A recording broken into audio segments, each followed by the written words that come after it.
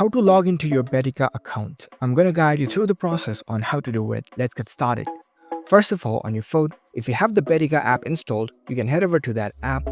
If not, you can even head over to your web browser. On your browser, tap on the search bar and search for Betika app. Navigate to this first link.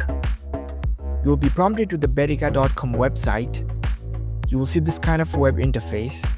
Now, in order to log into your account, you must have already created your account before. If you haven't, you can easily create a new one by tapping on this register option in the top right. From here, you can create a new account for yourself. After you create your account, you can use the same credentials in order to log into your account. For that, tap on this login option right next to the register option. You need to provide your phone number and your password of your account.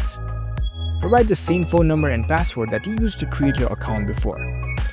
After you enter your details, you can tap on this login button. So that's how you can easily log into your Betika account. If you found this video helpful, don't forget to give this video a thumbs up and subscribe to our channel for more tech tips. Thank you for watching.